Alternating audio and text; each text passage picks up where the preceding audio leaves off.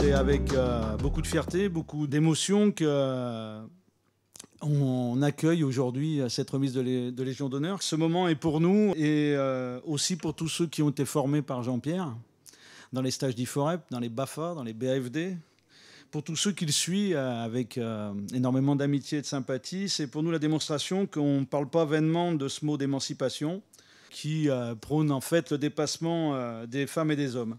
Le praticien, le chercheur, l'acteur public, c'est pour ces trois dimensions qu'à mon avis, il est parfaitement fondé, et j'en suis très honoré, de remettre la Légion d'honneur à Jean-Pierre Carolstein, au nom du président de la République.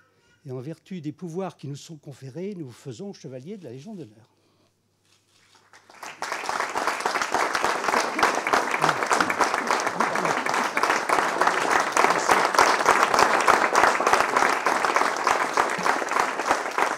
Cette Légion d'honneur, c'est bien sûr une reconnaissance individuelle d'une carrière en tant que médecin, chercheur et acteur du service public que j'ai développé lors de mon intervention, mais ça représente aussi une rencontre avec la CCAS, l'IFOREP, les industries électriques et gazières et les électriciens gaziers.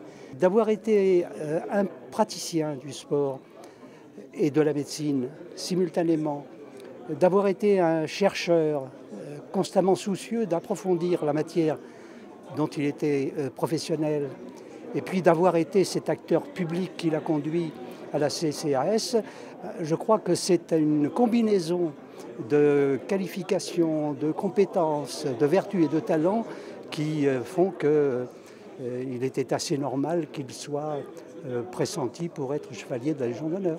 J'ai moi-même débuté en 82 ma carrière à la Pitié-Salpêtrière pour travailler avec lui et avec Gilbert Pérez, qui est ici présent également, sur le thème de la recherche sport-santé, à une époque où les activités sociales souhaitaient travailler en direction de l'encadrement des centres de vacances, mais en direction aussi de l'encadrement des centres sportifs. La création du centre de médecine du sport, la mise en place d'une recherche sur le thème sport et santé, et puis la création qui viendra derrière d'un centre à dominante activité physique et sportive sur Embrun. Donc la récompense aujourd'hui de Jean-Pierre et aussi celle des activités sociales et tout un travail qui a été accompli sur le sport et sur la médecine du sport. La médecine du sport n'est pas reconnue en France.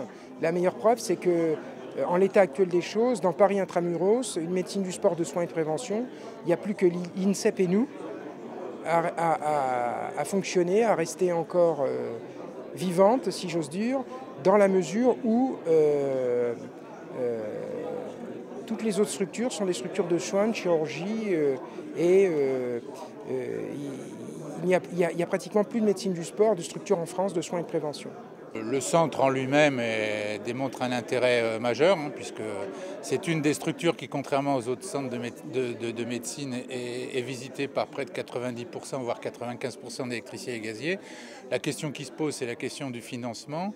Et puis c'est aujourd'hui, avec une refonte totale du paysage sportif des activités sociales, de voir comment on poursuit, puisque les pratiques sportives dans les entreprises ont changé. Les activités sociales doivent continuer, suivant leur orientation, à faire de la prévention pour les agents des IEG et leurs familles.